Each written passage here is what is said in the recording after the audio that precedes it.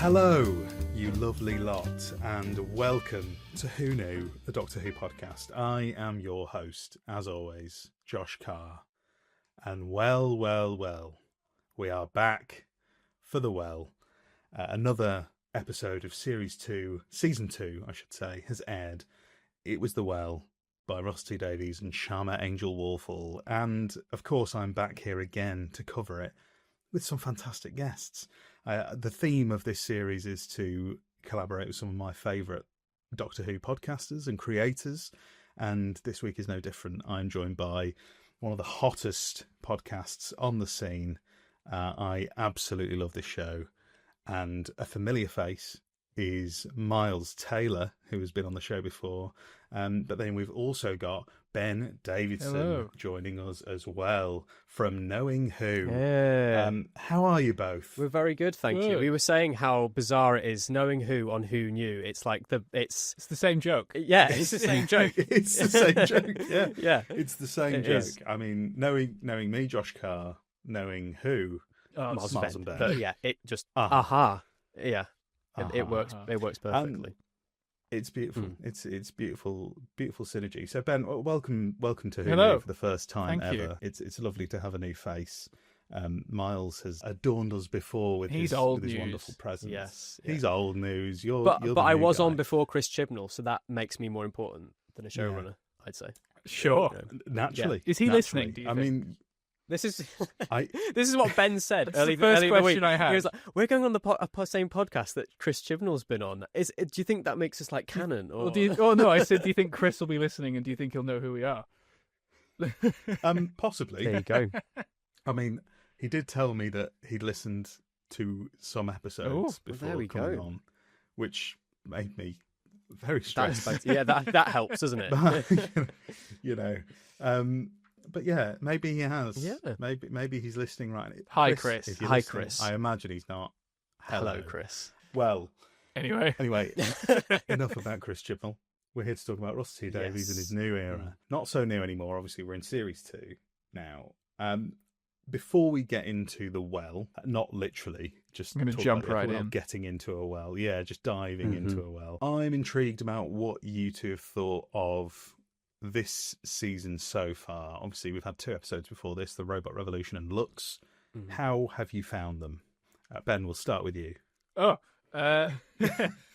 not used to this. Usually I jump in straight away. yeah. I'm enjoying it more than I was last year, I think. My general feeling is that it feels more like 2007, 2008 Doctor Who than last series did, which is good. I really like that. Yeah. And one of my big notes that I wrote down was I'm really happy that all the episodes so far are starting and ending in the TARDIS, and they're just following on from the last.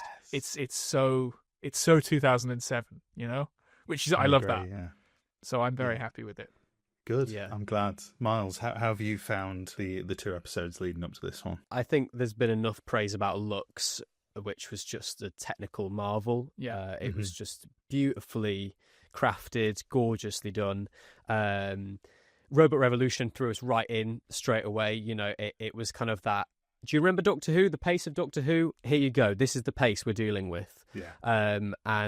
Yes, so by the time we got to Lux, we'd acclimatized and you know, it could enjoy that beautiful piece of work. It's really been great so far. I've had a fantastic time, and I can't wait to talk about this week's because oh boy. Oh boy, indeed. Oh. Oh boy, indeed. So obviously, I mean, if you want to know my thoughts, you can go back and listen to the episodes I did with Molly Martian from Galactic Yo-Yo and Jack and Robin from An Awful Lot of Running. But essentially, it's been all positive from me so far. Big fan of the Robot Revolution. Bigger fan of Lux. And this one, The Well. Yeah. An interesting prospect. Wow. I mean, there's going to be a lot of well puns in this Wow. episode. well, if you had to give me an initial reaction, before we dive into the ins and outs and that aspect of it, which is obviously probably the most contentious point of the discussion so far. Miles, we'll go back to you this time. What are your feelings as it stands right now on the well? Are they positive? Are they negative? or are they somewhere in between? It's overwhelmingly positive. I mean, I'm going to nick a phrase that I've heard you use before, Josh. I feel like a sort of a yapping, like a seal at this series, because I'm just clapping, and more every episode I just kind of go, yes, more of this. This is great.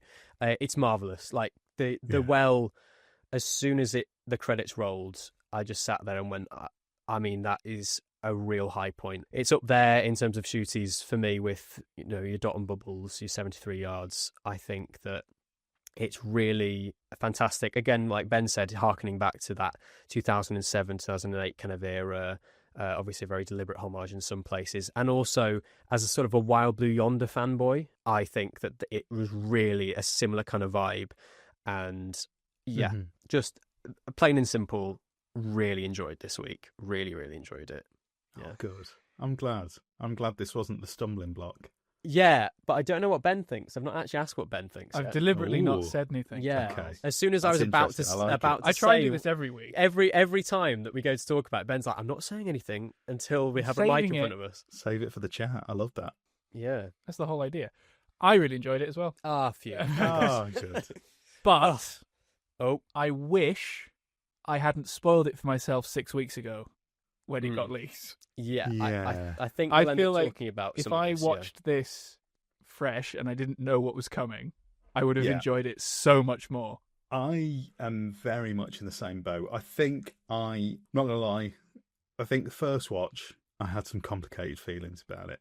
I didn't know where I stood, to be honest. I think after a second watch, I've settled that I do really like it. I think it is really good. But, I mean, I had the problem of, I'd seen, obviously, that aspect of it, which we'll get onto, the fact that it is, spoiler alert, if you're listening to this and you haven't watched it, what are you doing? Spoiler alert, it's a sequel to Midnight. I'd seen it had been leaked, and people have decided now to just post leaks willy-nilly. People going crazy on it, yeah. It's on Friday ridiculous. night, it was literally everywhere. People were saying, I'm going to watch Midnight now. Yeah. It's really annoying. And so I had it sort of spoiled for me anyway. But the minute I sat down to watch the episode, and I always turn my phone off just so that I don't get any rogue notifications or anything, and I'd sat down, I was a little bit late. It was like 2 minutes past 8. Yeah. So I went to turn my phone off, and a Discord that I'm in, and it's partly my fault because it is a spoiler chat and I should have had it muted. Someone in a spoiler chat just went, I've just skipped ahead. It's a Midnight sequel. And I literally, as I was turning my phone off, I was like, no. You did so well. So I'd already seen that. I was like, but at that point it was like, well, is it? It might not be. Yeah, it might not be. We didn't have it confirmed, but to have it like just in writing, absolutely categorically confirmed the minute I was about to press play. Yeah, really affected my first watch. I went into it thinking, oh, maybe it's not true. Maybe it's a ploy. Maybe it's some big marketing scheme, and nothing's true up to this point. But no, and there were some rumors of like, maybe that's a red herring, and it's there was like rumors that it was a Waters of Mars sequel instead, and that the Midnight thing was a red herring. That's the thing. Actually, I heard whispers about Waters of Mars. I've done so well avoiding spoilers for this series. You've not seen the leaks. No, the big leaks. Clarity. I've totally avoided all of it. Wow. I had heard whisperings about the well having a link to maybe Waters of Mars. So if that had stayed the same, and then boom, Midnight, whoa, then I would have had a shock reaction either way. Yeah. But I just the internet being the way it is. It was actually my mate Richard Lloyd who had posted a video with the title that revealed that it was a 10th Doctor monster, and I heard another whisper about Midnight as well, and it was so unfortunate, I think. But I think you're right, Josh, that when you remove that aspect, because there's always an aspect of a first viewing that you're going into it with expectations, with kind of knowing what you do, you're kind of judging it in a different way, whereas when you step back and watch it a second time, you go, okay, now that that's all removed, I can enjoy it for what it is. A bit like the John Sim reveal in like World Enough and Time. We all knew that was coming. It was still a great moment, but now we can just watch it and enjoy that episode for what it is, removed from the whole, I wish it was a surprise. So exactly, yeah, definitely. I mean, let's jump back and let's sort of go back to the start of the episode, and then we'll work our way through. So the very start, Ben, you touched on it there, like the continuity of this series, Yeah. I am loving. Like the fact that we're starting in the TARDIS, they're literally in the same costumes as last week still, so it is one after the other. It's given very much like Hartnell era vibes, Key to Time vibes. We're really going through the motions with the Doctor and companion, which is a massive plus to me, because I think that's another thing that was lacking in series 1 for me, because obviously that we had that big time jump of the 6 months with Ruby Sunday, which it shouldn't really matter, but it does in terms of her development. And I'm really loving it so far. I'm loving the continuity, and I'm loving the fact that we're just getting these character moments. Like, it felt like last year there was a lot shaved off from the runtime and a lot of like possibly deleted scenes that we were missing. But my worry was that they're cutting the wrong stuff, because I felt like what we were lacking was those moments where the Doctor and Ruby's relationship develop, like quiet conversations in the TARDIS, the moments at the end of a story where they're reflecting on what's happened. It just very much felt like, let's get to the action all the time. Yeah. Action. But if I don't have the moments to get to know these characters, why am I going to care about the action that's happening? If that makes sense. So yeah, I mean, how are you finding the arc so far? The let's try and get back to Earth. Are you enjoying having more of a through line series arc for the Doctor and companion so far?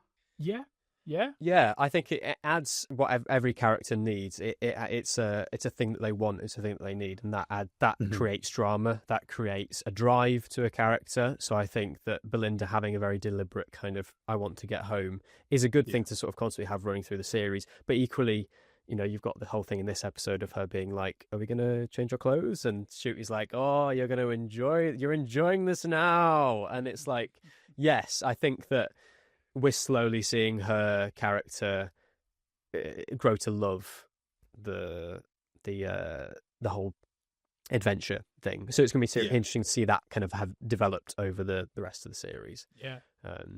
But yeah, no, it's nice. It's nice to have a through line, I think. Mm-hmm. Yeah. I agree with everything. There we go.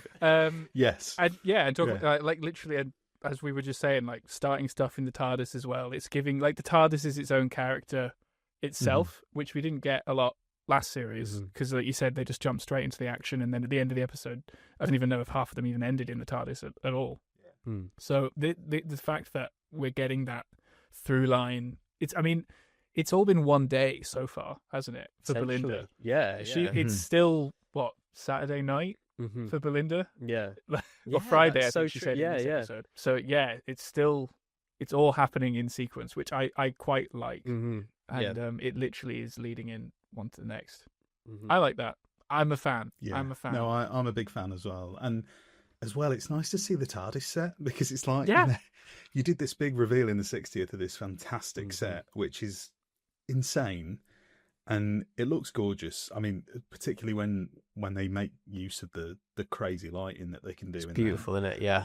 It's so good. And it just felt like throughout season 1, it was very much like McCoy era, like coming out of TARDIS doors, going into the TARDIS, but never actually seeing the console for quite a long time. Yeah. And I really like it. I mean, one note, just get that jukebox used. We're not really that we're seeing a lot of music being played, but I want pressing buttons on the jukebox. Yeah. I want the jukebox to feel part of the team.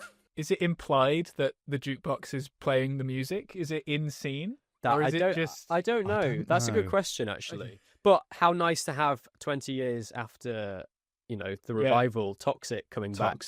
Toxic back. Love beautiful. It. Beautiful. Yeah, that kind of... And it's poetry, coming back. Great back little reference. Again. Yeah. I mean, it's felt like, obviously, other aspects of this episode, and that, plus the nice homage to the fans that we got last week. It felt like more of a loose anniversary series than I thought it would. Yeah, I think there's some nice homages to the fact that it is 20 years of New Who. Obviously, I don't really know if they're intentional, but yeah, it's a nice tie-in when we're literally like 20 years away now from like the middle of series 1. So yeah.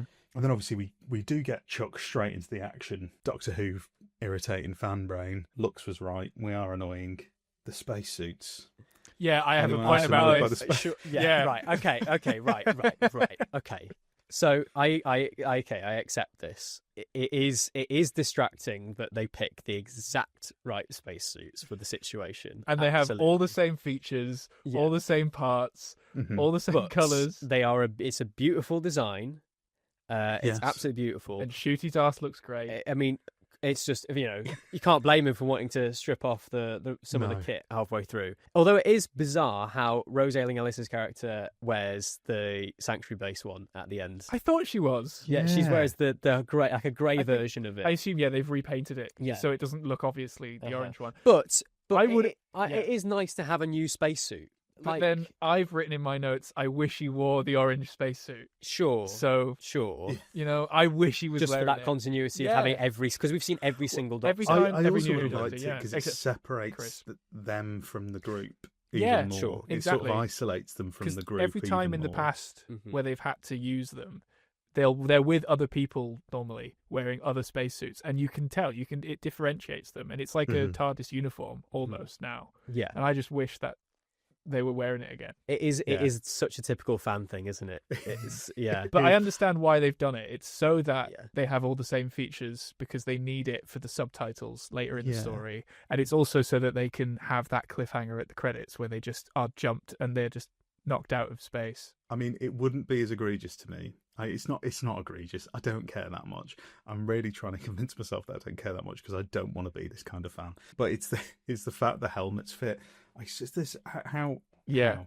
But then I have seen people say, "Well, are those clothes change scenes happening in real time?" Yeah, And because it's that like means a that TARDIS has been fabricator. there for ages as well. Yeah. Because they had to climb into the suits and zip and things then yeah. So if they'd stepped out earlier, they would have been able to walk around the ship. Mhm. Have a little Yeah. explore. My, Yeah. I have this is I'm going on a tangent now, but I've got a theory that at least in this new era, when the TARDIS lands, the time that elapses between the actual landing on the inside that we see and them stepping out the doors isn't like a set time. Like that can just be timey-wimey anytime at all. I think that's always been a thing, though, Mm. because whenever the Doctor steps into the TARDIS and we just focus on the exterior, disappears. it disappears Yeah. straight away. Think of the amount of time that he's taking to Mhm. get to the console 'Cause to do all that. in Robot That's true, Revolution, yeah. this is something that you never think about, but I it's- remember there was a magazine article about this or something okay. like. I'm sure because I remember thinking this. Yeah, in Robot Revolution, someone pointed this out, and I noticed it as well. When they step into the TARDIS at the end, you can see the lights of like the world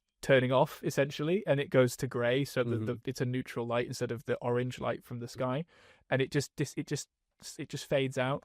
And I just thought, oh, that's interesting. I guess they've left now, but then you see them leave later on. So I think it's just like a timey whatever. Yeah. I'd never don't thought know. about that. I quite like I that know. idea. And But here's the I thought that thing- while here's they the were thing. getting changed, because I thought that's probably taken them 20 minutes to Here's put the those thing: suits on. we are the only people, as in fans, who will be thinking that. Oh yeah. Yeah. So, yeah. Normal people. Are Normal literally people- like, let's yeah. just get to the planet. Yeah, That's what I'm yeah. like, They're in a fair spacesuit. Cool. Yeah. Because let's be honest, if this was in Classic Who, that would be like Part one. Of them would- walking around it. We probably wouldn't get to the planet until like the middle of part 3 in a Yeah. 6-parter. After so they'd been it's- arrested, put in prison, cell, and maybe put it's another a small cell. price to pay, And they'd but probably be in speaking of- space without suits on anyway. Exactly. Yeah. exactly. Peter Davison with a helmet and Exactly. nothing else. Yeah. Speaking of landing on the planet, lovely moment, lovely usage of the Doctor's theme. Yes. Yeah, very I really interesting. like that. Yeah, I love that. Yeah. Because I noticed that the first time round, and then I was like, and then the second time I was like, oh, because it's a midnight sequel. Obviously, There's a that makes lot sense. of Tennant era music cues in Yeah. this episode. Yeah, yeah, a lot of and samples. It was that really, you really used. nice. Yeah. And then we have a very quintessential Doctor Who sort of. You've got the introduction to the other supporting characters. You've got I'm your commanding officer with the psychic paper, and the best thing about it, it's Doctor Who in a quarry. Doctor Who Yes. back in a quarry. I was I so thought this happy. about, like, considering we had Feels like home. Boom last time, and that was obviously a digital quarry. And in the behind the scenes, they were like, "Yeah, we're too good for quarries now. We're never going to be in a quarry again in Boom." And this is But like they're back in a quarry. It looks so nice. I love it. Like, I've missed it because I don't think since like Power of the Doctor maybe we've had like We haven't had Yeah. one quarry. in the new era. Yeah, and it looks beautiful. God. It looks. I love a quarry. the direction of this God, episode. we're so lame. We're Yeah, it is, I but love it does. quarries. It looks gorgeous. The cinematography of this episode looks beautiful, and the way that gorgeous, it's been isn't it? shot, it's such a slickly directed episode. Yeah. You know, going from that moment when they step out the TARDIS, when they jump, like that is such. I mean, you know, suspend your disbelief. Okay, yeah, it is a bit like what a coincidence they've stepped out at the exact moment. Aside from that, it is so slickly done. They come down to the planet. They set up the Vindicator. The guns of all of that crew come up at the same time. It is just, beautifully done. Beautifully done. Slick. Really, really class. And it gets us, like I said, we just sort of it's only a short scene, but it does so much to just set up the rest of the story, really, because it gets us into that base very, very quickly. I feel like we already know quite a lot. By the time we're like discovering the bodies, we're already getting quite a good vibe of the supporting cast, and it does again like sort of harken back to, you know, classic Who and stories like the Satan Pit, and you know, where you've got this team of troopers, this team of, you know, working in unison, but they're all it gave me kind very of much like individuals. Aliens vibes, you know, like the sequel to Alien. It literally, you know, here's a crew going down to a base that's, you know, not responding, you know, distress signals, all that sort of stuff. It's literally, I mean, you know, you're going from Midnight to this as well. It is Alien It's Aliens. Alien and Aliens, isn't it? Yeah. It's it really, really gorgeous. Yeah. I can't wait for our Alien Resurrection moment in a few years' time. Yeah. It's going to be a rough watch. But yeah, no, it's a really, really creepy setup straight from when we get in the base. Obviously, you've got that intriguing prospect of the fact that half the bodies are broken, half of them are shot, all of the mirrors are broken, and that just sort of immediately sets your teeth on edge, and you're like, whoa, what's going on? It's a great setup. And then we get into our main setting, which is this big round room with Rose Alien Ellis sat in the middle. I mean, Rose Alien Ellis, I want to touch on her. Yeah, can we talk about how brilliant she is in this episode? Fantastic. Amazing. She's so good. Yeah. I mean, she literally steals the show. She's fantastic, and I think the way that they incorporate her BSL into the episode is just beautiful. It's so brilliant. Imagine kids going around now knowing the sign for Doctor. I think that's glorious. That's fantastic. And I think she just, every moment she gives it her all. You feel emotion for that character. You know, she's vulnerable, and she communicates all of that. And I just think she's fantastic. I do love that BSL is now the galactic standard for sign language, even though the Earth was destroyed 500,000 years ago. Possibly. Maybe it's the TARDIS translating. Yeah. Physical hand. I'm sure that, yeah, that's true. Yeah, did the That's what TARDIS it is. translate BSL into Because the Doctor knows it as well. Exactly. Yeah, maybe Maybe. Yeah, it's an interesting. I mean, it's a fantastic performance. I mean, I said she's sort of the MVP for me for this story. And absolutely. It's just one of the best guest performances we've had. I was going to say in a long time, but probably since last week when we had Alan Cumming. And this is the problem we've had some amazing guest performances recently. That's the one thing in the past few years, some absolute corkers. But this one is sort of next level, and it's the way that she sells it, even though the character is set up so that you never can really trust her. Even until right at the end, really, which I think we'll touch on later. But you can't 100% say that you trust her because there is always that slight possibility that she's possessed. But you want to you trust don't her. know Because of that performance, you want to trust her. Because she plays it so authentically. Exactly. That's the thing. Yeah. And I think she did an interview, I can't remember if this was in Unleashed, where she said she was selling it as she's not possessed, she's playing it 100% authentically. But that, I think, aids the idea that it could go either way. It's you know, because we know that this is a creature that can do this, Yeah. and can manipulate people. So I think that just adds to the entire thing. And Ncuti and Varadasethu as well, again, just great performances. Great performances. I really think Ncuti's settled into the role. This series. Do you know what kind of sold it for me as well? I think the moment that's kind of like, there's another Doctor defining moment right there. And again, we're sort of jumping ahead here, but the moment when he's kneeling next to, is it Alice, the character? Yeah, Alice, yeah. And looking over her shoulder and sees the creature. And that's when the tears are so justified, because you're taken right back to Tennant in Midnight with those, the tears in his eyes. Literally, because you see it. Mm-hmm. Exactly. And the terror in his face, pitch perfect. It really a standout performance from Ncuti this episode as well. Yeah, I love the fact that he's got this, and we had a bit of this in Lux as well. It's obviously his defining sort of feature really is charm. It's really the charm offensive that he goes on with everybody. He's everybody's best friend. He's flirty. He's even talking about doing that with Belinda's parents at the start of the episode. Like, that's his approach. But we really get in glimpses of him using that to mask his horror and fear and terror towards things. Like we had it last week with Lux. Yeah, and also curiosity as well, because that lovely moment when he stops in the corridor and Belinda's like, "What are you doing?" And he's like, "I need to see it. I need to see that." And it's like, that is such a Doctor thing to do, isn't it? Yeah, like yeah. he That's can't all the way not back to know. the Risk first it all Doctor, because isn't he It really is. It's like, sure, this might well endanger us. Sure, that might have even been the thing that got them in the end. But he can't not know, and I think that is again another really Doctor-y trait. Yeah, and I love that. I love the obviously the fact that Ncuti, he learned BSL for this is incredible. Such a Doctor move. It's just, I feel like you get to this point where you really realise that the actors who play the Doctors embody the role to such a level that they just take it into their normal lives. Yeah. And, just going sort of above and beyond what the story really requires. Because, he could have just turned up on the day and got shown what to do, but he really put his all into it. And there's that great moment as well with the no private conversations where we get that little bit between him and Alice. What I really liked about this, because I'm such Gen Z, I watch everything with subtitles, is that that's not subtitled. Yes, we had the subtitles on when we watched it. Actually, so it's a private conversation even to us, and it's like, I love that. I just thought that was a really funny thing that I picked up on, that there's no actual subtitles for that. So it really is just for those who can understand British Sign Language. So it is a private conversation. I loved it. And I'm sure someone out there has translated it. And, absolutely. And we have no idea. And everyone else knows what it is. I think from my very, very limited knowledge, it seems to be Alice asking about the guns pointed and whether the Doctor is carrying a gun. And the Doctor says, "I don't carry guns." I think that's what the Doctor's saying. But please, that's guesswork. I don't know British Sign Language. So,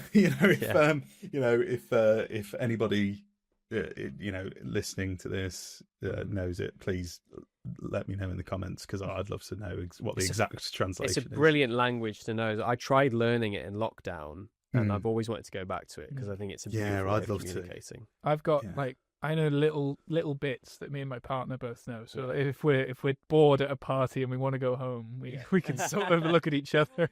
Yeah. I think as well is like it really utilises that. I mean, I was surprised I'm pretty sure that Russell said in Doctor Who magazine, and I know Miles, you're a frequent reader of Doctor Who magazine, so you will probably know this. I'm pretty sure he said that the character of Alice wasn't originally written as deaf, and that came later on when they cast Rose Ayling Ellis. And I think it adds so much to the story, because you've obviously got the usage of these microaggressions towards her, like these things that people thoughtlessly don't consider when thinking of people who are in that kind of situation, and how that builds the tension and it builds the frustration from Alice, and then that feeds more microaggressions, because they're then more apprehensive towards her because of her reactions to them not considering her limitations in terms of being able to hear people, Yeah. and turning their back obviously is a central theme to the episode. So I'm fascinated to see what it would have looked like without that. Yeah, because I feel like it's so central and key to the story.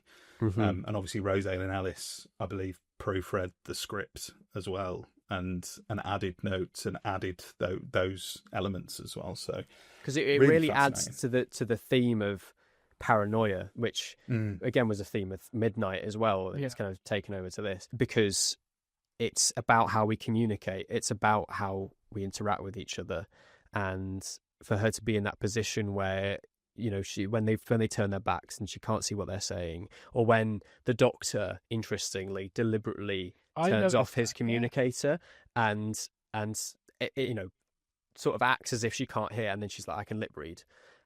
So but again, that builds on it. There's even bits sort of later on after that moment where the Doctor doesn't have his subtitles on, or Belinda turns them off to talk to someone else and then turns them back on. Yeah. And I'm thinking, well, you've just been told that you shouldn't be doing that. That's horribly rude, but they're still doing it. But it's interesting, isn't it? Because that's what builds on the tension. That's what actually creates all that paranoia between them all, and leads them to that horrendous moment when everyone gets massacred. You know, it's all those little things that lead up to that and build to it. As human beings that we do. It's that obviously in working in tandem with those glimpses over the shoulder, which is such a great Doctor Who-y, creepy moment. That little, you know, the little head poking out from behind the shoulder. Really, really well done. I think, first time I've like genuinely crapped my pants. I didn't see it. I just thought the first time it was just a quick shot. And they hadn't. But when I watched it on the second time, I was looking for it. I even rewound because I missed it. Yeah, and, that was I rewound as well. Yeah, because I jumped, but I was like, did I see that? I just got it. I thought it was just the audio and the fast cut. But there was genuinely, and obviously later on you see like a tentacle or something. Yeah. But, well, I literally had it watching it with my girlfriend, and I saw it. She didn't, so it kind of made that thing of, did you not see that? Oh my, like, and then she saw the next one. I didn't see the other one, the one following it, and she's like, well, this thing, and it's you're brought into the drama through that. It's like good, brilliant horror film techniques, isn't it? Yeah. Well, we're skirting around the issue. Let's dive head first into that reveal. Obviously, Ncuti goes off with Shea and a couple of the other characters, and they go off to the well, and then we get this slow reveal of that it is Midnight, the planet Midnight from the episode Midnight. So, you know, we're dealing with a sequel. Like I said, unfortunately, it was slightly ruined by the leaks and everything like that, which is a massive shame, because going into this blind, I think would have been massively beneficial. But how do we feel about the prospect, like going in just that initial moment where you're like, oh shit, they're doing this? Was it oh shit, they're doing this, I'm excited, or is it, oh shit, they're doing this? I really enjoy Midnight as a story. And when I originally saw that they might possibly be doing a sequel, I thought, oh, okay, well, please don't ruin Midnight, because I really like Midnight. And I watched it again this afternoon, Midnight, I mean, and I still really enjoy Midnight, but there are slight inconsistencies. But I guess 500,000 years have passed, so I don't know. But like, I still enjoyed Midnight, and it didn't ruin the story for me, which is a good thing. But as I was watching it, I was thinking, please don't ruin Midnight. Don't do something now don't show the monster. I don't want to see it, because the whole idea is you don't know what it looks like, you don't know what it is. Yeah. And they don't really. They don't. You see like a frame. Yeah. That's it, which is fine. But it's the fact that they don't show it, and I'm so glad that they did protect that. I am as well. Because that preserves. That's what preserves Midnight. I had a feeling, because with this whole new era, they have lots more money than they used to, and they've done it. I can't name anything as an example because I can't remember. But occasionally, where you wouldn't have seen something in the past, they have shown it now, because they have the money for the CGI. They have the budget for something that, like maybe that inside of the Ice Warrior or something like that. And I was hoping, I was really hoping that they didn't do it again, and they didn't. So I'm happy. I'm happy that they did it the way they did. I remember back in when Midnight came out, and I was a reader of Doctor Who Adventures. Remember the little I love Doctor Who kiddie Adventures magazine? They did like what did the creature from Midnight look like? Draw what you thought it was, and they did a competition, and people sent in what they thought it looked like. And you still have that to a degree. Obviously, we've seen hints, and what was that? Did we see something in the shadow there? Is that red eyes? Is that teeth? But you still preserve the. It isn't at all what I thought it would look like. No, but it's slightly annoying. But I think that it's still obscured enough that we still have no idea what this thing. What this thing is, what it does, and But I am slightly confused as to whether it's a physical being or like a non-corporeal thing. That's one of the things for me. Is like. It's so much more interesting if, that moment that you mentioned where the Doctor stops and looks back. Yeah. If there was nothing there. If there was nothing there, that's way more interesting to me. Because it's like, maybe it is there, but it just can't. I like the idea of it being something so out of our realm of knowledge that it's not even, maybe it is there and it's that our brain can't even compute. Yeah. Because that seems scarier, right? That's terrifying. A bit like Listen. Isn't it? A little bit, yeah. I've just thought that it right now, but like it's sort of like there's this thing that no one can see and it's always behind you. Yeah. Like, have they? I don't know. Have they combined? I don't know. I don't think it probably crossed Russell's mind at all. But no. But thinking about it, it's essentially the same thing. Something to add to a headcanon. I mean, I've got a headcanon which I'm going to bring up in a little while. Exciting. What I will say is, while we're talking about changes to Midnight or something, the power set is essentially the same, almost. Right. There was this one bit where he says, "You die at midnight." I thought that's a horrible line, and you've just said that for a clever gag, and it doesn't actually. Why would the monster wouldn't know what midnight meant on an analog human clock? Yeah, I did write the clock face / "you die at midnight" stuff. Is it a bit on the nose? That's just like you've written that just to sound clever. That's all that is. But this thing, the Doctor says it likes to play games. Oh, I've written something about that as well. Yeah, well, but I think that kind of leans into the whole, it kills in these horrendous, inventive ways because it's fun. Well, I've gone a step further. I don't know if you've already got notes about this. No, if you want to get onto something later on, I don't know. But literally in the last episode, I'm pretty sure Shooty says that the Pantheon likes to play games and it likes to toy with people. And now he's said again, basically the same words about this entity toying with people and playing games with them. And we know at the end that one of them, at least, seems to have escaped because there seem to possibly be multiple. Yeah. Does this mean it's another god? I did think that when he first said that, I think I did go, oh, no, not this. Yeah. Not no, don't put the midnight entity in the Pantheon. I don't want that to happen either. I didn't take it as that reading. Yeah, I think it's just an unfortunate bit of scheduling in terms of those episodes coming so close, and about the whole, I think it's whole parallels, really. Yeah. Maybe we'll see it in the finale. Maybe he's back. Neil Patrick Harris and everyone lined up with it. Yeah. Yeah. Which big name actor is going to play the midnight entity in the finale? So the reveal. My thoughts. I think it's done as well as it could be done. And I am surprised going into it. I was like, I didn't expect it to be done as well as this. So I'm pleasantly surprised in that aspect. And it doesn't kill the story for me. But I struggle to feel whether it adds that much. And whether we would have just benefited from, because we now know, and it was my initial thought anyway. The minute I finished the episode, I thought this didn't start a midnight sequel. I was like, that surely not. This didn't start a midnight sequel. And it's different enough, isn't it? Yeah, it's different enough. And I think Russell, albeit, confirmed it in Unleashed and said, he'd started writing it, and then the pieces sort of fell into place that it was similar enough to make it a sequel. But of course, this was also co-written, wasn't it? Yeah. I haven't Yeah, it watched was a Unleashed. co-write, yeah. All I know is that I did see that someone said that I can't remember their name, the co-author, but It's Sharma Angel Warfall. so Sharma's not in Unleashed, as far as I'm aware. Yeah, And it's she's funny apparently on that, she's yeah. not. They've not mentioned them. There's no reference to them at all, which sounds a bit weird. Yeah, I don't really know. I don't know what's going on there. But Yeah. if you're saying that Russell came up with this idea, then I'm just thinking, what on earth happened there? Yeah, I just felt that, like we said, it was different enough and it was far removed enough in that opening 25 minutes that had it been original, and actually Josh Snares used this line making a similar point, that maybe it would have just been enough for it to be a spiritual sequel to Midnight, and then we can theorize, is it the same? Is it like a similar entity?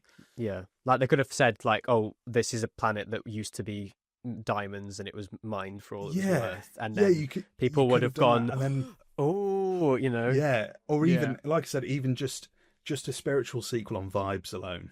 It's just we've had that before with Doctor Who, where Doctor Who has borrowed essentially the vibes and big chunks of other stories to tell something slightly different and tell something new. I would have been happy with that. Like I said, it's not massively make or break for me because I still enjoyed it, and I just wonder what it would have looked like as an original story, entirely original, separate from Midnight, and whether we would then be in a situation where it's more universally loved because it's the new Midnight. It's like then it's its own thing and it stands on its own 2 feet. It's strange. It's almost like I can't see Russell not having confidence in the idea to stand on its own 2 feet. So I don't know. I'm intrigued by the decision. I get that sometimes these things just align and you make those connections and that's what it turns into. But I just think the idea on its own was probably strong enough to just I hope have it wasn't just its own an thing. excuse to put David Tennant's face in a frame and say, hey, do you remember the 10th Doctor? We know you liked him. I saw someone share recently, here's some screenshots from the new era. I've seen that. It's all just shots from Series 4. Cranked up to HDR. It looks so unnatural. Spoiler alert for what isn't the Quiz Chibnall round later on. But I was going to do every archival footage appearance of David Tennant across all of Doctor Who, but I found it was too hard to find a list of them all. But yeah, that's sort of how I feel about it. No, I totally get your point in that it would be interesting to see how well it would have stood up on its own 2 feet, because you're right, in and of itself, if you take that Midnight thing away, I don't think that removes anything from it. But I equally think that it doesn't detract from it by adding that as well.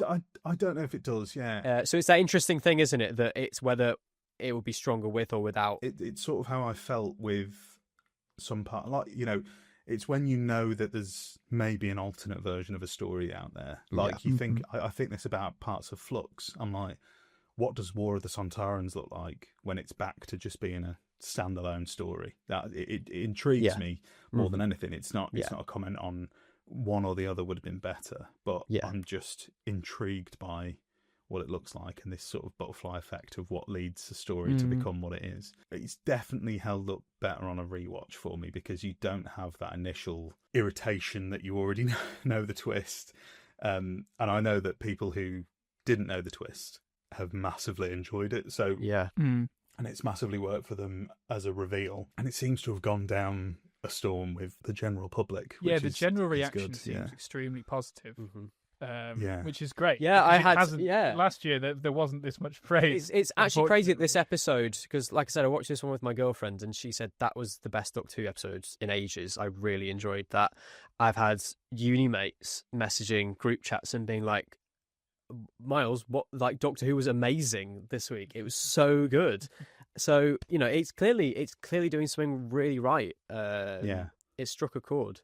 So I don't know whether we worry as fans, because like I worry about those like we're saying about the midnight flashbacks, of David and Leslie Sharp. Like, do we need that? I worry about like, is that going to confuse people? I think that's worrying unnecessarily, because I think Yeah, 'cause- casual people will just go, "Oh yeah, I remember that," and then move on. I think or that's they'll exactly or what they'll they're just there make for. the assumption. That's the thing. Yeah, It's or they'll make the like- assumption. Yeah, just like we did Yeah. when we jumped into a David Tennant episode, having never seen a Chris Eccleston, whatever. Yeah. Just in the same way, I think people can work these things out for themselves. So I don't think there needs to be a worry about that stuff. But yes, that aside, I think it's obviously done well this week with a casual audience for sure. Filthy casuals. Yeah. Yeah, no, it's an interesting point you make there, because it's like I look back at when I was a kid, and the series 3 finale, I had no idea who the Master was, but I But was it's still good. I was still Yeah. hyped. I was Yeah. like, when they revealed it was the Master, all I knew about the Master was stuff I'd read a bit on Wikipedia. Yeah. That was about it. But it's performance. It's Tennant's performance, just in the way that Yeah. the same way that it shoots his performance in this episode that goes, well, whatever this is a big deal. Yeah. And Yeah. And that's a good thing about this as well, is that there's a concern there that once it's, and obviously the music does play a big part, because obviously we get the blaring midnight music back from Murray, which is I can't argue with, because it's just so good. It's And really it good. just It's hit really me It's the like whole right in reason my I core went when I to heard watch it. Midnight was Yeah. because I thought, it's got to be. Is it from Midnight? Yeah, And it's- it is. Well, it's interesting because it kind of samples a little bit of it when the reveals just happened, and then as soon as that first person gets thrown across the room, it's like Yeah. Ian Murray's gone, you know what? Let's just play let's just play it as it Let's was. just do the whole thing. Yeah, let's just do the whole thing. It's great. I was worried, is it going to then just fall back on the reliance of the tension of Midnight? And then it's like, but it's still delivered in and of itself. It's still, the performances didn't let up, the tension didn't let up. Yeah. It didn't stop to explain the plot of we didn't stop and watch Midnight on an iPad. Like we did last year. So I think it really helped that. I mean, I want to dive into a couple of theories. Yes, yeah. Because this, to me, I didn't really cover it on the podcast, but I think 73 yards was a difficult one for me, because it's so my jam. It is like, going into it, it was the one I was most excited for. It was the one I was like, this is everything that I love in Doctor Who. And even though I don't dislike it, when it finished, I felt deflated. And I feel like what I wanted from 73 yards, I got here, which was that ambiguity that leads to really exciting creative fan theories, and it leads to discussion and different interpretations and different interesting interpretations of the episode. One of them is my own. I mean, I have borrowed a couple of things from other people to build this together. Yeah. But I had a headcanon, and people might hate this. I've had a little bit of grief about this. Oh, interesting. I'm excited to hear You'll this. probably get a 50-50 response from us, because we're normally like, when it comes to things like this, we do not agree. Okay. How would you feel about, a few people have said, obviously the ending very much sets it up for a sequel, another appearance. Also, just like a tiny little theory, like I love about the speculation within the episode itself, is the fact of the creature. I don't think that the creature was in Belinda. I think that the creature had already attached itself. This is part of my theory. I will let you go on from here. So Josh. yeah, a lot of people are saying, and I do cover this as well in a video with Philip Hawkins, which should be out by the time this is out. Exciting! So okay. I will link that below. I'll go into it in more detail there. But what if we've already had the sequel? What if we've already had the trilogy, and this is the middle part, and the third part is Wild Blue Yonder? Oh, I mean, I'm a Wild Blue Yonder fanboy, so this We're to me, both Wild this Blue is- Yonder fanboys. Yeah. I'm also a big Wild Blue Yonder fan. Yeah. I'll put that. Love it. Well, my theory comes from, we know that the entity gets into people's heads. We know that it can take memories and learn from memories. And that moment, obviously at the end where you said there, it shows that there's 4 life forms in the airlock when we can only see 3. So there's an assumption that the entity's in there, even though there is theories that the entity wasn't even in that room at all with those 4, which makes that whole section depressingly redundant, but in a really creepy way. You know what in it's a really like? It's like the good way. traitors finale when you know Yeah. that there was only one traitor and they're all get off at each other. Like that, yeah. I had this idea of what if there's that moment that we said when Shooty is sort of knelt down in front of Alice, speaking to the entity, and there's also a moment there. I don't know if anyone else picked up on this, where he says, I think he says something like, "There you go," but he says it so much like Sky from Midnight. I that did it notice. felt like, as the entity just for a split second just got in his head, Because he's paralysed as well, isn't he? Like Tennant is in that moment with the. But then he taser in his eyes. breaks. Then he breaks Yes, out. then of he it. breaks. Yeah. And I was like, in that moment, what if the entity has learnt something from the Doctor, and what if that something is the concept of a being splitting itself in two through bigeneration? Mm-hmm. So what if the memories of bigeneration inspired the entity to learn how to split in two? So the entity is both in the airlock and in the room with Belinda and the Doctor and Shayla and Mo. And then, obviously, that means that the entity escapes at the end, goes off. And then we have the entity in Wobbly Yonder that can split into two and can become two people at once. Yeah. I don't know. And also there's a cool bootstrap part of this where then the entity inspires the Doctor to invoke the superstition at the edge of the universe, which then leads to the events that cause the Doctor to bigenerate, which would then go on to inspire the entity to split into two, and then it becomes a bootstrap paradox. Yeah. See, that's fantastic. That's brilliant because just on a basic level, I love that the episode has sparked that in you. It's cool, that, isn't it? Because I haven't had these kinds of. I love coming up with headcanons like this. I think that you mentioned 73 yards and for my, I've lost my words here. I'm being possessed by the midnight creature. And I thought that 73 yards was so great because on a thematic level, you could kind of, in my opinion, you could kind of do that. The whole, who is the woman? Is it an allegory for depression? Is it, and all this sort of stuff. I thought that was quite interesting in provoking those discussions. And I think The Well is doing the same kind of thing, but in terms of storylines and story theories, which I think is brilliant. I think any bit of media that gets you thinking and keeps your brain ticking over after you've watched it has done its job. So yeah, already top marks for The Well because of that. Yeah. There's also there's another theory as well, which isn't mine. I think it's James Johnson, who does amazing Dalek renders. Did tweet this out, and I believe William Price as well. I saw that was the tweet that I saw first about the idea that Alice is dead the entire time. Oh yeah. That is horrendously dark, but wow, it's so dark. I thought I didn't think she was dead when I was watching it, but I did think that it was the entity controlling her, like Sky in Midnight. I just assumed from the start, oh, that's just the entity trying to get off the planet. Yeah. I didn't think for a moment that it actually was her.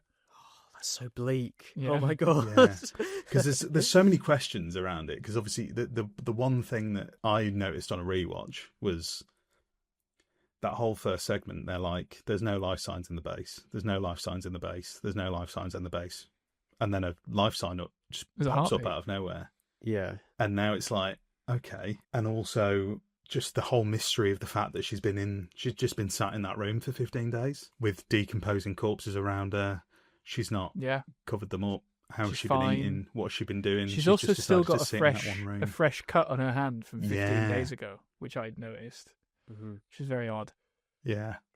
Maybe it's the entity keeping her alive somehow by being latched onto her, or maybe like you say, maybe it is that she's dead. I mean, I always don't want to think that because that's so horrible for that character. So dark, but it's such a good.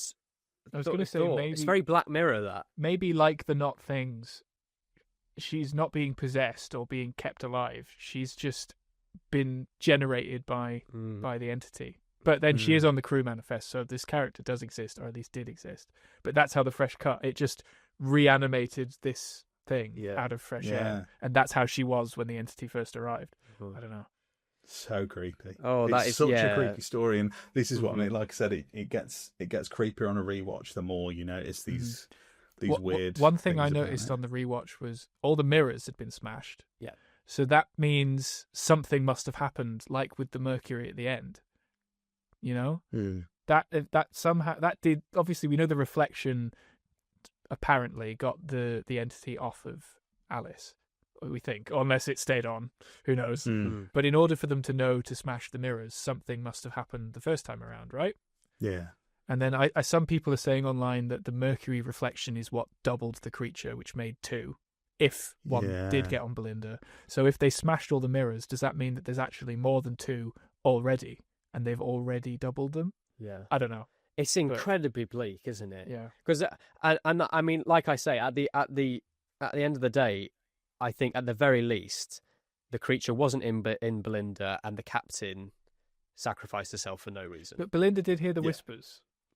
Belinda did hear the whispers, but And so we did, hear them so as an did the audience as doctor, well. and you know, he The didn't- doctor did, yeah. Well, did he have the creature? Yeah. But then that's There's multiple explanations for that, because you could say that it's the creature just playing around. We don't know what this creature Playing can games. do Yeah. in terms of throwing its voice, and Yeah.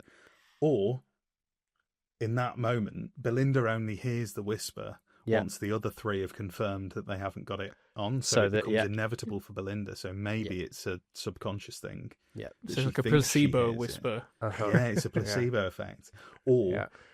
or one of them.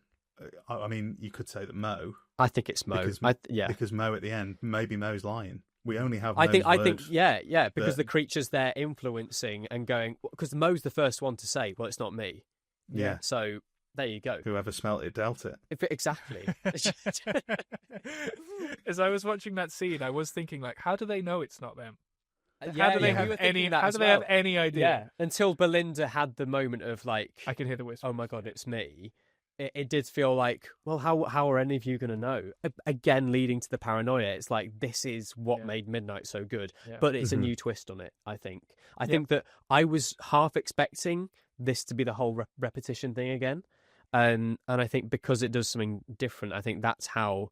Again, we're going back to the whole, did it need to be connected or not? But either way, because it's doing that, I think that's. Yeah, it evokes that same paranoia which Midnight did. I will ask one question, though, on the paranoia aspect of things. My impression on Midnight was the paranoia wasn't caused by the entity. It was just caused by them being trapped in this small space, not trusting each other. And that just happened to be a side effect. At the end of Midnight, though, after rewatching it, it does say that the entity caused it. I will admit to that. But when I was watching this, I was thinking, why are they so paranoid? Obviously, it's the creature, and I just sort of was thinking, this isn't how Midnight works, is it? But I think that's you naturally would be paranoid in that instance, though. yeah. Like, Yeah. especially in the airlock, in that moment, there's 4 of them there. They know that the creature's. Well, they don't the know. end, yeah, no, but I mean over the whole. Oh, sorry, the episode. whole thing. Even in the build-up at the start. Yeah. I don't know. That's why the creature plays in the paranoia. It is the creature. behind That it. is, they've set that out in the episode. I'm not denying that. Yeah. But I And was you've- watching it you've- thinking, and I don't remember this. I think that's the best thing about the Midnight Entity, is that it's very much an allegory for like things like fascism and these like fascist idea and things like that, and Distrust the way that and distrust, and the way that the media like spins things. pulls people into paranoia, and it's just its presence there creates doubt, and the doubt leads to fear, and the fear leads to paranoia, and it just can spiral things out of control. And that leads to literally massacring tens of people. Yeah. Yeah. It's so good. It's It's so really good. good. No, I mean, this is the thing. I think it's one of them where I think for series 1, the further I got away from the episodes, the less I enjoyed them, because I liked them all in isolation, and I enjoyed them more on a first watch than I have on subsequent watches. But I think for every episode of series season 2 so far, I've enjoyed it more on a rewatch, and this one especially, because I feel like my enjoyment levels for this are going even higher. Just talking about it. Yeah. Just chatting about it is really good, and I do think that it's going to go down as one of Shooty's best. And that's coming after Looks, which everyone was like, which well, there's I think is Shooty's best. Everyone literally was saying so Shooty's it's like, best wow. episode. I mean, what a role to be on 3 episodes in, you know? Yeah, I mean, I said a hot take earlier today that this might be the most consistent 3-episode start to a series, maybe top 3 in New Who. I'm wondering if it's even like the best since series 4, which might be a bold statement. Yeah. But in terms of there being no duds and no even, it's the lack of. There's usually in the first 3 episodes of a series, there's usually one that's a bit naff. That's a bit. That's, even if it's fun, it's a bit naff, and it's a bit like, I enjoy it for what it is. It's not. But I haven't had that with any of these 3. I think there've been 3 bangers. Well, in terms of the episode, I mean, the only other thing that I wanted to cover was the entity and its abilities. We touched on that. One of my gripes is the flinging across the room. I'm not the biggest fan, if I'm honest. It's a bit sort of over the top. Is that what you're getting at? I think it was just. I understand where they're coming from in terms of you can't just snap people's necks on a family TV show. I get it. Yeah, that's fine. But there's creative ways around that I think are more beneficial to the tension build and the atmosphere. Yeah, like maybe again playing on the whole not seeing stuff. Maybe you don't see it how it kills it. Maybe you have that shot of as. I'm sorry, I've forgotten. It's Trooper 1. I think that's what they're called. They're all called like Trooper numbers, right? And Trooper 1 is the one who Cassio is Trooper 1. Cassio. Oh right. Yeah. In that case, there is a name. Sure, fine. Cassio and his wristwatch stand at midnight, and there's that really nice shot that pans until Alice is perfectly covering him. And if you had that and the camera kept panning and then it kept panning and then suddenly he's just on the floor dead, and like when we see it, that sort of stuff. I said something similar. I said if we got those sections from Alice's point of view, because that means the whole thing about this is that she can never see it because it's always happening behind her. So all she can see is Shooty and the other and their reaction. They just react. And all that would be so good. If you're getting it from Alice's point of view, you've then also got the added dynamic of she can't hear anything either. Yeah. So it would be almost silence. And everyone all you're seeing is now is you've their said faces. that would have been a powerful that moment. was what I thought would be, because I just think I think there is a middle ground there that could have been met where it's not as gruesome, and I think it's one of those moments. Actually, there's a perfect example of it last series in Dot and Bubble when Ricky September gets killed. That's a brutal death. Shot in the head. That's not the kind of death you can show on Doctor Who, because he's literally essentially just had a bullet put through his forehead. But if they were to do that 8 times in a row, I feel like that would cross a line. But the way that was shot and framed of Ricky September, being in the not in the he's very much in the background, and it's he's in the foreground, isn't he? And he's out of focus. He's out of focus. Yeah, there's ways to get around it. Yeah. I think at the end of the day, less is more, isn't it? Really. Yeah. If this was done in 2008, I think it probably would have been done the way you've just described. Yeah. Not being able to see it, because that's the whole idea of. Well, Midnight, that's why isn't Midnight was made, because it was because of any money. Episode. We'll chuck everyone in a bus and make them all. That's where it becomes a thing of is it budget for budget's sakes? Is it using the money just to use the money? I hate saying that because it's come up at least on our podcast. I've mentioned it, budget coming into things. And I love, not to say cheap and tacky, but I love cheap and tacky Doctor Who because that's cheerful. Cheap and cheerful. Inspires the best of it, doesn't literally, it? Yeah. The whole reason that we work in TV is because we saw all the techniques they used to make Doctor Who on the cheap and we loved it, And that's what inspired us to go on. And obviously VFX and stuff is also extremely impressive, and we know VFX artists. So there's like different kinds of technical marvels, like the sound mix of Midnight is a technical marvel in and of itself. Yeah. It won an award, I all believe. I'm not surprised because how the heck they did that, of all those different people, and you've got a little bit of that here. There was moments when it was overlapping speech and loads of different, and the crash cuts to surprise creatures behind someone's back, and Yeah. like that was that's great. And that's just clever. It's just an clever editing, clever techniques.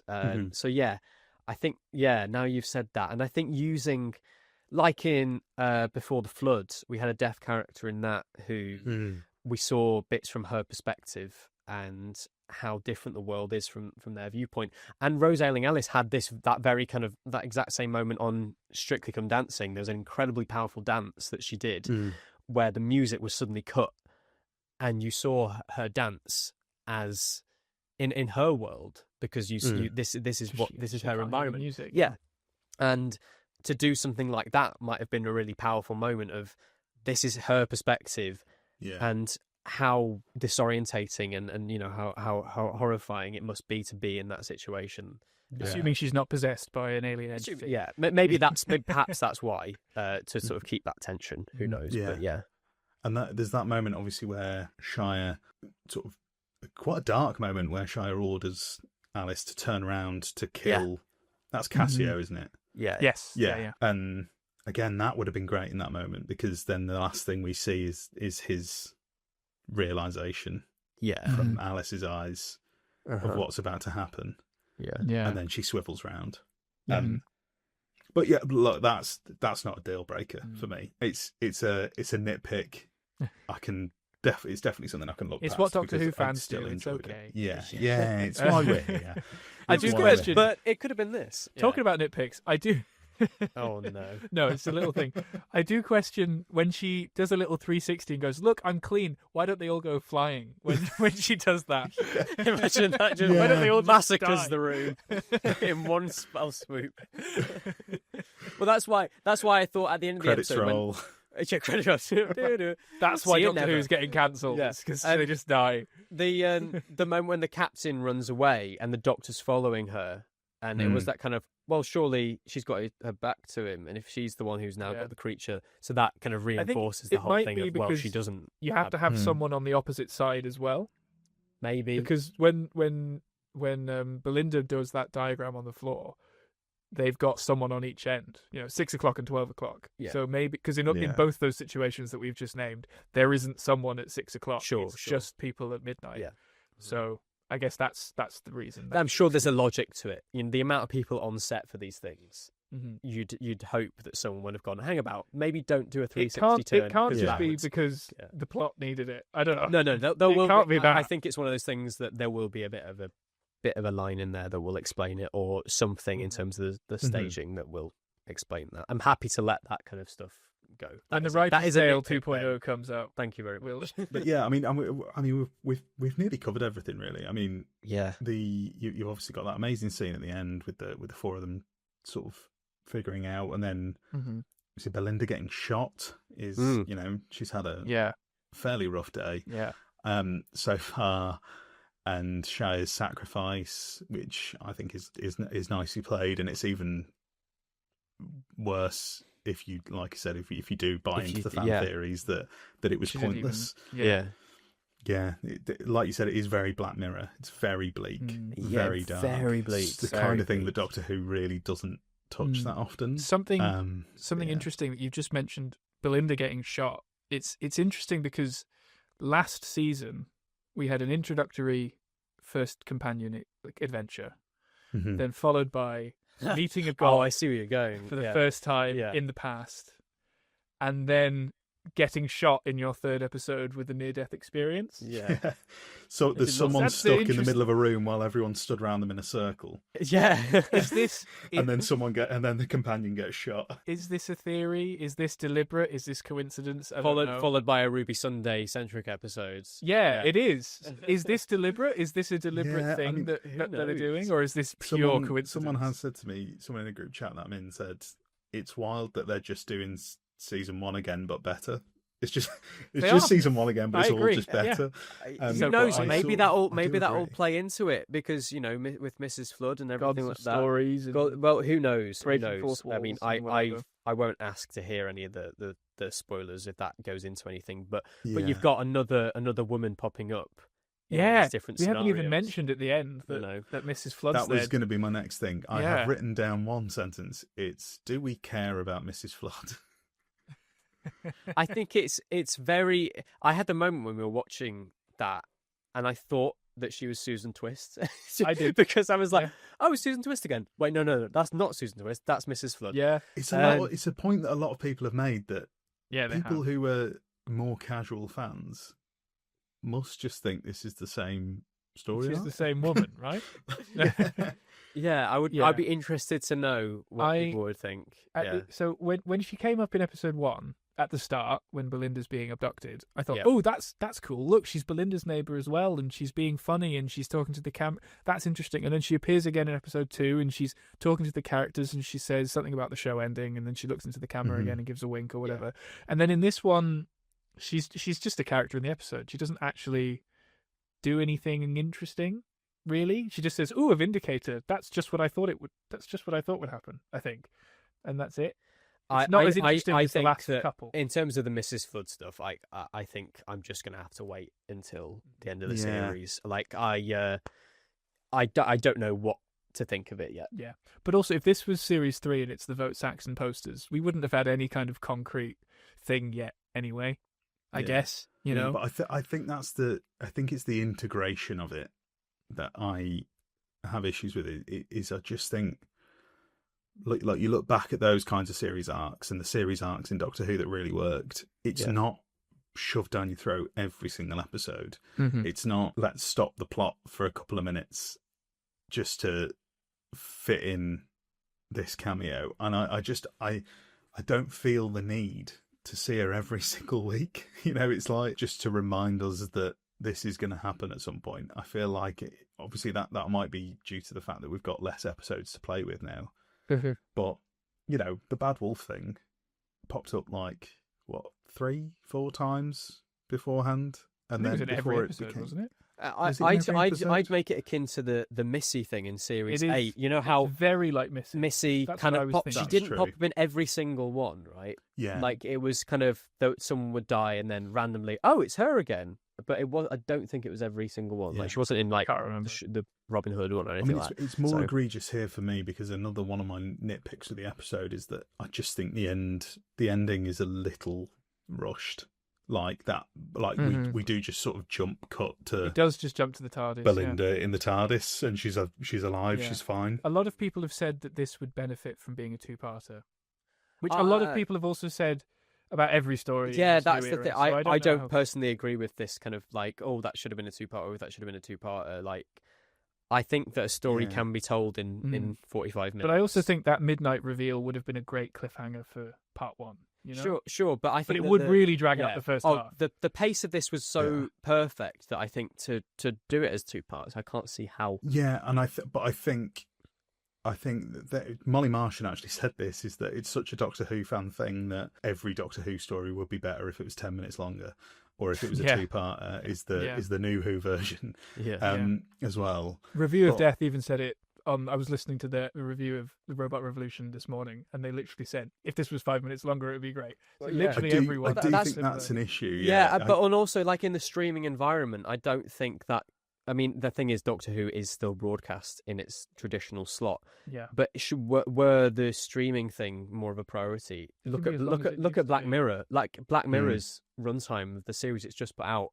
Everything's all over the place. You've got one that's 45 minutes, one that's an hour and a half. Yeah, it is just kind of here it is. Yeah, as long as we need it to be. If you look at Stranger Things, they're dropping like there you go. Film long episodes, and then some episodes are like 45 minutes. Like it's as long as it needs to be. Yeah. I'd be happy if Doctor Who went that way. I would be happy. I don't think it will. Yeah. But not in the near future. But I think that's why the Mrs. Flood cameo here in particular gripes me a little bit, because I'm like, that's like a minute and a half, and it's like we were pacing it really well until then, and then we've just had to sort of, even if it's just that one extra moment at the end, you know, of the Doctor and Belinda, giving them a little bit more time to breathe at the end, just even that extra minute makes a hell of a lot of difference. Yeah. And I just don't think the cameo added enough to justify taking us out of the story for a minute and then going back to it. Yeah. You know, it just, that's my issue with it, really. But yeah, it's sort of like it's saying again nitpicks. Again, it's not a massive Yeah. issue for me, but it's just I'm also just not particularly invested in the Mrs. Flood thing, because I worry about what does a satisfying conclusion to this look like, because I don't Who know what it knows? is, because if it's a reveal of, you know, someone from Classic or whatever, I don't know. If you I don't look know at if the it works letters for of me. Mrs. Flood, you'll see that they're an anagram of the Rani. no, they say that every year. It's not going to happen. Please don't be the Rani. What was I going to say? It's sort of like this Mrs. Flood thing. It's sort of like saying, "Look, don't forget this. You need to remember she's a Yeah, thing. that's Just don't it, forget yeah. about this bit." Which, and it was the same last year with Susan Twist. Yeah, that's the thing. Yeah, and I'm much more invested in the Belinda, getting Belinda home. That's another thing. We've not really mentioned Belinda much in this episode, but Valerie Sethu, fantastic. She's so Really, good. yeah. She's Really, so really good. so good. She really hit the ground running, and Yeah. I'm so invested in Belinda as a character. But yeah, has anyone got anything else? I mean, Ben, you essentially wrote a dissertation's worth of notes here. It was not really. Yeah, Most of it, No, he did. I'm sat here looking at it, flicking through this. most of it is jokes and saying, "Ooh, that's cool." One of my notes is the control center next to the well, all those locked controls, uses the same sound effects as the Omnitrix from Ben 10. Oh my god, I need to which- listen. Which Oh took my me God, out of what a it. throwback. I heard the noise and I went, "That's the Omnitrix. Like that's the sound that it makes when it can't transform." Also from the original series, because they're different in different series of Ben 10. This must be what it's like when I talk about classic Doctor Who stuff in front of you. I have no idea what you're talking about. What else? were you not a Ben 10 fan as a kid? I Miles? never I watched was a Ben massive 10. fan. No. I used to go. I'd say my Omnitrix was as precious to me as my sonic screwdriver was as a kid. I'd be out with my mum doing the weekly shop, and I'd have my Omnitrix on in the supermarket. Yeah, I would have both. I'd be dual wielding. I'd be like Omnitrix and Sonic everywhere with me, and I still can't get a neurodivergent diagnosis. Hilarious. That's the yeah. first question on the list about ADHD. On ADHD, Did you have an forms Omnitrix? is, Did you have an Did you own a Omnitrix? sonic screwdriver? I had every sonic screwdriver. Yeah, I've got. They're all here over my shoulder. Just for the viewers at home, because you won't be able to see us. Josh's shelf does look like The fans out of looks. Yeah, it's brilliant. Yeah, it really. I thought does. that Except my when you collection turned your sets are in the camera right order. Thank you. Except very they're in much. the right order. Yeah, and there's no limited mixed with standard, which really got me. No, Yeah, you don't do that. absolutely Not as a fan. Not a fan. No. No. Sorry, I'm just looking at my pointless notes. They're not all interesting. They're not all interesting. One of them Is- says, "Do they still use nukes 500,000 years in the future?" That's a real nitpicky note that I wrote down. These are nitpicks. See, these so are you're nitpicks. saying that I've got this big long list. It's not all that important. One of them is just "Toxic" by Britney Spears. Yeah. that's the I whole can note. verify that there is just "Toxic" by Britney Spears, and the words Yeah. David Tennant written down, and that's yeah. I said, I "Oh, love hello, this. David Tennant." There we go. The scrawlings of a madman. In brought to this if I look at my midnight notes, galvanic radiation gets mentioned in Midnight. It does get. I did notice Also- that. Yeah. Also supports my wobbly on the theory, because obviously the galvanic ray is what causes the bigeneration. Ah, interesting. Just saying. Galvanic beam, is it called? Galvanic beam, yeah. There you go. And also, Yeah, also the fact that the Alice theory that she was always dead or that she's possessed is also supported by the fact that they mention that all of the footage is scrambled, but there was no one else left alive to do that other than Alice. So to scramble it. yeah, so I surely just it hit- must have That's a been good her. point. I didn't even think of that. In Midnight, they mention a race called the Shamboni, who have really high foreheads. In this, I believe they're Lamboni, which is very similar to Shamboni. Really? Midnight notes. Yeah, I heard them say Lamboni. Oh. No, Shamboni. And then I thought, oh, but she's from Lambonic or something. They say lambonic body structure. Or... Lamboni something like that. sounds like a complaint in a restaurant. It does. So this lamb's a bit bony. This lamb's bony. And then there's a line at the end of Midnight. I don't have many Midnight notes. There's a line at the end of Midnight that says, "He makes you fight, creeps into your head, and whispers."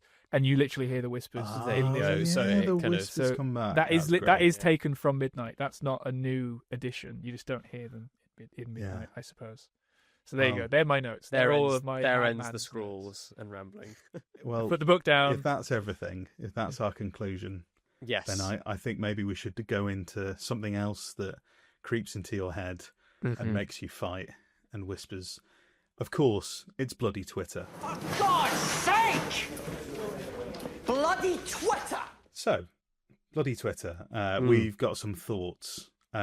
It's been pretty positive on the in the old correspondence. The first 2 episodes, a little bit more of a mixed bag this week, which is interesting. Ooh. First one, Thomas Beach at TPD Beach said, "A really mid sequel to Midnight. If I was to only judge it by that merit alone, the set design, the first act pacing, the soundtrack make it a great episode in its own right. I just feel let down with the Midnight sequel element that just wasn't needed." There you go. So, well, It does sort of come on to what we were talking about earlier. Yeah, I suppose. yeah. I think there's arguments there. There's definitely arguments there. And then we've got the flip of the coin. Tom at T-Who102 said, "A sequel to a modern classic that could have gone very wrong, but becomes a modern classic in itself. The step up in quality for this season so far is unbelievable, and the Doctor and Belinda continue to be a really engaging dynamic.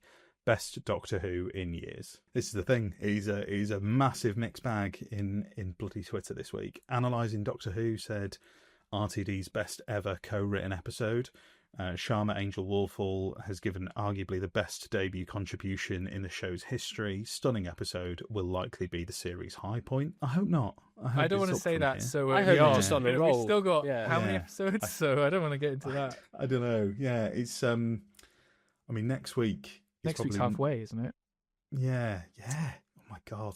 Wow, I mean, that's gone I quick. do think It's gone it quick. does go so quick, but I do feel the benefit of not having the double episode launch this time round. Yeah, It's yeah, that is that's true. true. Yeah. Yeah. I'm a big fan of that. Madman in a Box 4 said, "The sequel idea is a weird one and very unnecessary. However, I don't think it massively distracts from either story. While it's not as good as Midnight, I had a great time and I liked the idea of the creature being behind you at all times. Felt almost M.R. James." That's a point. Where do we stand on what's better, this or Midnight? That's a very I mean, interesting one. it's I think I instant need to rewatch Midnight for both me. again Mhm. and then find out. As someone Midnight who- is, for me, a perfect Doctor Who story. Yeah. So, So when I like I said earlier, I watched Midnight today, and I still like Midnight as much as I did before. So this hasn't ruined Midnight for me, like I That's thought it good. might. I'm excited to go back and watch it, and I So- hope that it's the same for me, because I don't think it will Yeah. change my views on Midnight. I think Midnight is so good that it can't be ruined almost. Mm. At least not by this episode. I mean, if they'd done something really bad, then it probably could be ruined, but not Yeah, by this one. So I don't know which is my preferred. I don't want to think say it's anything because of hard. recency bias. Yeah, I think it's hard to ruin a Doctor Who story retrospectively, to be honest, for me. That's good. I think because canon is so fluctuating Yeah. in Doctor Who, Mm-hmm. you can sort of just switch your Yeah. brain off and roll with it. Like, Yeah. my worry about the 60th was, is it going to ruin the Stolen Earth Journey's End? It doesn't. It just doesn't. Mhm. It's fine. Like, I don't think it retroactively spoils it in any way. I think you can Yeah. still have as much fun as you did, and it still invokes the same feelings that it did the first time you watched it when you rewatch stuff. So Mhm. I don't know. There's a debate to be had there. Talk about flexibility of canon. Midnight has humans in it, I assume, because they all have Mhm. human names. But then humans don't exist in this one. Flexibility of canon, who knows? Yeah. Wibbly wobbly, Knows. timey wimey. I'm sure that another links thing into to our uncover. big finale, I'm sure, doesn't it? finale. Finale, yeah. Finale. I'm sure it does. Yeah. Just pointing that out. No. It's a good. I don't think we touched on it, did we? No. But that integration of the story arc. I loved Mhm. that. That was Yeah. a really Yeah. good way, and it's not rushing into it. It's that's something that you could have gone like had some sort of reference to Yeah. right at the beginning of Lux, and then it becomes the series. But just drip Mhm. feeding the information in a very natural way. And not just I do love when Cassia says, Earth, that's a horrible name for a planet. Like, that's true. It's a really bad just such name. an unnecessary bit of unnecessary dirt. read on You us called there. your whole planet after a pile of dirt. I think that's funny. That is good. Yeah. Ben at Media, not you, at I was Media really confused then. I Enthusiast. was like, why have you Please- replied to this I've tweet? left my whole review. Yeah, at Media Enthusiast on Blue Sky said, another great episode. Between this and Lux, season 2 has delivered some of Shooty's best episodes. I'd heard the rumours about this being a sequel, but that reveal still knocked my socks off. Tense, dramatic, and it doesn't hurt the original story whatsoever. It only adds to it. There you go. Fair points. I think, again, Yeah. we've covered all that. And Cal King, dear friend of the show, at Cal_King_Instagram, said, honestly, going into this episode, I knew there was always a chance that I wouldn't like it. Unfortunately, the leaks got to me, but I went in with an open mind, knowing it could work, and boy, did it. It's the first time I've watched an episode and genuinely felt my heart pounding in my chest out of fear, which is a wild experience. I love the way that it grows the mythos around the entity without giving us too much, that it feels like it's ruined it. Even the motive that the Doctor ascribes is not a motive given to him by the creature, but one he uses to rationalise it. That's a really interesting point. Yeah. And said 10 out of 10. So again, You heard it here. some people are vibing, some people are not. I think this is one that is going to take a bit of time to settle. And I think when people come back to it after the end of series 2, season 2, I don't know, there's 3 of them now. Series I can't keep 15. up. Series 40, is it 42? Is that what we're at now? Wow. They did Overall? actually. The social media did put something up. It was there was for Lux. I don't know if anyone saw this. They made a fake cinema ticket, and it literally says Doctor Who season 40 something on it instead Oh, of did it? instead of Yeah, I season think 2 it's or series 42, 15. yeah. It says 40. It might well be. Something like that. Yeah. 41, So, yeah. 42. It's around that point. But yeah, I'm a Yeah. traditionalist. R.I.P. Doctor Who. Hashtag. Anyway, Hashtag. that was bloody Twitter. Thank you, everybody, for getting in touch with your thoughts. We'll be doing this every week. So if you've got thoughts on any of the episodes or the series arc or whatever, or you've got any questions for me and my guests, please keep an eye on the socials. And I'll be posting, asking for reactions pretty much instantly after the episode finishes, within an hour or two. So keep an eye out for that. And keep an eye out for this as well. I'm sure you can all hear that jaunty theme tune starting to creep in the background, Oh, no. whispering in your ear. It's Quiz Chibnall time. I have no idea what to expect here. Just You pointing don't know that out. Look, what to expect is usually chaos. Thankfully, I've not got the answers from TARDIS Wiki this week, because usually that's what causes the most chaos, because it is rarely correct, and I then get abuse for getting things wrong. But I have gone out and sourced these answers myself with my bare hands. Oh. So You've got bare hands. I have got bare hands, yeah. So the way that Quiz Chibnall works, obviously it varies from episode to episode. It's basically whatever the fuck I decided to be this week. And this week we're back to a duo going head to head. So it's Miles versus Ben Hope you're ready, Ben. in a game of categories. So essentially I have a category here. There are 38 possible answers to this category. And what's going to happen is they're going to go back and forth with answers until somebody can't answer, and then obviously we'll see where we are. I feel like this is going to be really quick. Yeah, this would be really bad if one of us answers and the other one just can't. I have no we don't know. idea. I think hope this it's is not one that niche. No, there's a lot of answers here, but I Okay. think it's one that you can make educated guesses on. So Lost and there's Moon a of few Poosh. caveats. Miles wins. So your category this week.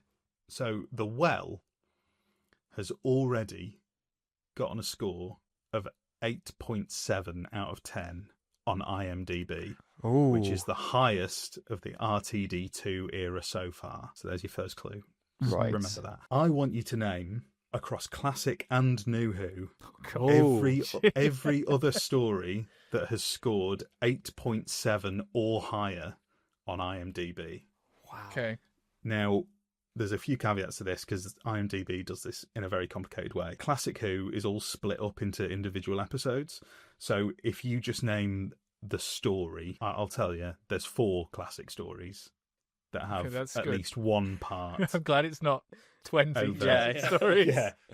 That have over 8.7 or above. And also, another caveat, New Who 2-parters are split, so they are separate okay, right. answers. So Okay, good if to know. one part is in, another Yeah. part might not be in, or Got they you, might both got be you. in. So Okay. Mm-hmm. you just give one episode as an answer. I will say I did see something earlier today that said the last one that achieved a higher score than this one. Well, then So use you've that. got That's a- in your That's armoury. my first You've one. got Unless that- Miles you've got says that in it, your arsenal. that's Yeah. my first one. Fantastic. Yeah. Well, like I said, this is a big chunky round. There are 38 to go through. But like I said, if you're going over critically acclaimed episodes, I think there's educated guesses you Okay. can make. Mhm. Okay, So I'm ready. Are you? I think Sure. we'll go to Miles first, Okay. Cool. and then obviously if Miles gets it, and then if Ben gets it wrong, I can't remember how it works in terms of someone This then is has your to game. answer as well. Yeah, So I know. basically, if Ben got it wrong, then I have to get it right in order to You win. have to get it right. rather That's than- it. Yeah, yeah. yeah. So this I'll could cut just that out, go. 'cause I always This could forget. literally just be 3 things. It And the game could, could end. Yep. or it could Okay. be 38, and Exactly. then I have no tiebreaker prepared, so we'll just have to think of that Yeah. if you Okay. manage to get all of them. But I'd be surprised if you I don't did. think we will. I'm going to keep all the classic ones back to spite end. Ben. Whoa. Right, okay. So I will be pressing you for time if you're taking the piss. Good. Not gonna lie. Good. Okay. So, please. Miles, you go first. Heaven Sent. Heaven Sent is correct. It is, I believe, God, the this is highest a lot. rating on this. Oh no, sorry, it's second. I'm not sure there was. And I have got the scores here. It's got a 9.6 Thought out you- of 10. Right. Okay. Good. Jeez. Good. That was such a long So, gap Ben. between the Doctor Falls. The Doctor Falls is correct. I believe it's 9.0. That got a 9 out of 10. 9.0, yeah. Wow. out of That's the 10. one I saw Right, earlier. We don't need that. We don't need He's flexing. specifics Ben's as well. flexing here. That is That, a from flex. here on out, it's going to be downhill. Okay. Okay.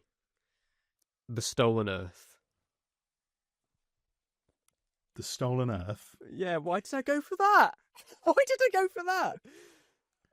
You went for it because it's correct. Oh. At 9.1 out of 10. So we have to Wow. be, what is it, 8.7 was it? 8.7 or Okay. above, so it Okay. can be 8.7 Okay. as well. Okay. Okay. I'm going to pull out the big guns straight away. I'm going with Blink. Blink is the highest rated episode of Doctor Who I thought it on was. IMDb. Yeah. There we go. 9.7 out of Yeah. 10. Okay. Midnight. Midnight is correct. This is so 9.1 tense. out of This 10. is so tense. I This feel is a more good tense one. I am a big during fan of this this than one, I to be did fair. during Watching the Well. This is really hard. What was the first one you said? You'll have to remember. Oh, You've got to am I remember allowed that. to ask that? Yeah. Oh, I don't want to, because there's one that I want to say, but I feel like Miles said it straight away. Oh God. The End of Time. The End of Time. Part 1. No, shit. Oh. The End of Time Part 1. Oh, I should have said Part 2. I should have Wow. said Part 2. Wow. The End of Time Oh. Part 1 Oh. is incorrect. Ah, phew. Is Part 2 on there? I can't. Miles has got to get one. Oh. Right. Miles has got to get okay, one right to okay. win. So if he gets this wrong, do we keep playing? Yeah, if he gets this wrong, you're both back If, in. if I get it wrong. Go on. Chuck a bad one in just so we No. can keep playing. I've just suddenly, when in these moments, Say the when beast someone below. asks you about episode names, I forget everything. He's going to get it. Oh. Oh no. No, don't do this, brain. Why is my brain doing this now? You said Blink already. Oh no. Come on. Um, Come on. Utopia. Oh. It's a That'll bold be one. good. It's a banger That'll of an be on episode, there. so surely. That'll be on there. Utopia scored an 8 point. I'm doing the Top Gear route here. You're doing the top. I was he going to say has you're it. doing the top. He gear. knows the number. He hasn't yeah. had to Google for it. So 7. 8.7 Utopia is the winner.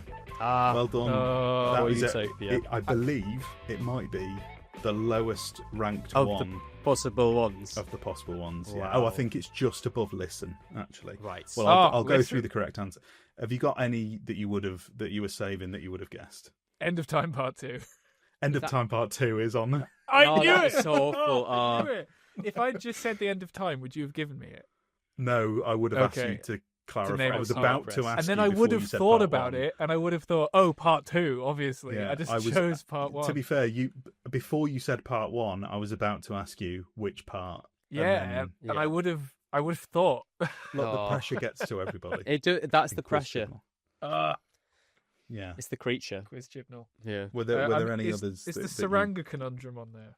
It's unfortunately not. No. Oh, I reckon obviously turn left must be on there. yeah. Turn left is. Yeah, that's correct. Matt I'm Smith's sure- first episode. 11th hour. Yeah.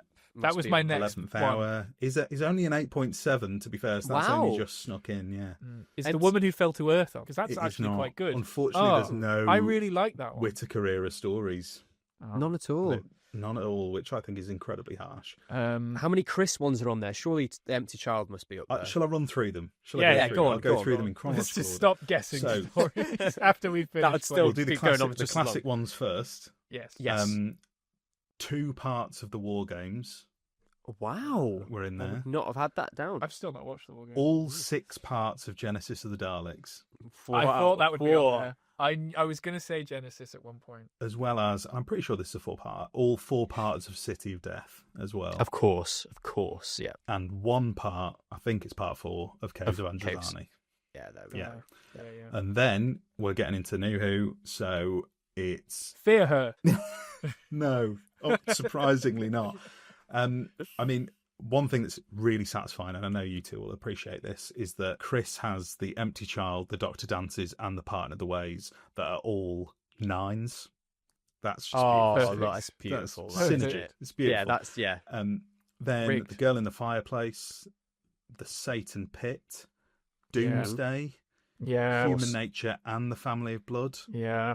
The Sound of Drums, Mm-hmm. Silence in the Library and Forest of the Dead, Yeah. Journey's End as well as Stolen Earth, Waters of Mars, Vincent and the Doctor. I was going to say Waters of Mars. Yeah, Oh. the See, it Pandorica all comes back Opens to, you know. and the Big Bang as well as the Impossible Astronaut and Day of the Moon, Oh, yeah. the Doctor's Wife, and probably the most That's a surprising big one gap. on here. Oh, no, it's actually, not. I'm thinking of the wrong episode.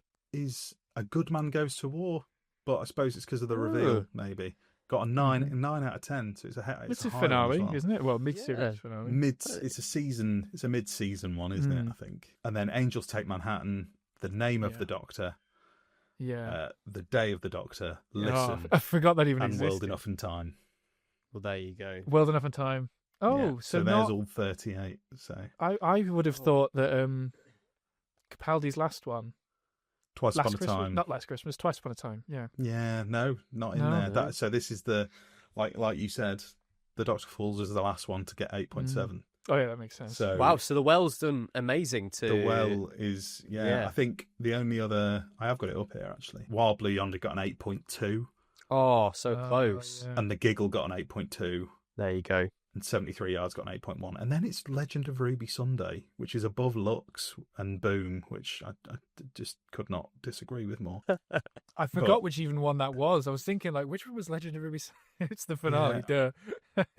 I mean, the one thing you also have to take into account here is a review bombing, because Yeah. Space Yeah. Babies has got a 5.1, and The Devil's Cord has a 6.1. And that'll be why Jodie's not got any, wasn't it? I'm sure. It's gone crazy Yeah, on that. I'm sure. Definitely. Yeah. Can't be Um, taken as read. But yeah, so Miles, I'm so well annoyed. done. I mean, I wouldn't say that you hit the benchmark purely because Ben got one wrong. You don't get far enough I got one wrong so to quick. hit the benchmark, but you do Oh. join Jack in. I would say that actually, I think you got more right answers than Jack. So Okay. you are currently holding the season 2 The season 2 championship title. belt. Okay. Yeah. Okay. You're I'll take that. holding that aloft, and And you have next no way week- of defending it. Yeah. we'll see. It can just we'll be see. taken. Yeah. It can just be taken, and you have no way of getting it back. But that brings us to the end of the show. I mean, thank you, both of you, for joining me. Thank to you for chat having about us. The Well, and to expose your knowledge in Quiz Chibnall. It's a daunting experience. I've never been on Truly. the receiving end of it, but I have been to the Quiz of Rassilon at the BFI, and that's a much more humbling experience. Brutal. Absolutely awful, brutal. awful. Yeah. So I think Quiz Chibnall is a bit nicer. Yes. It's a bit of a nicer place to be. Yes. Yeah. But before we go, I'm going to give you both the floor to plug whatever you want to plug. Because, I mean, firstly, I want to plug Knowing Who because it's fantastic and I listen to it all the time. But yes, please plug away. I don't have anything to plug. I'm very boring.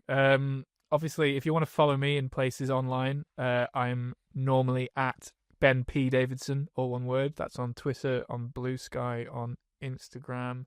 I think I'm on LinkedIn with that as well, if you really want to follow me there. And of course, Knowing Who as well, which will return.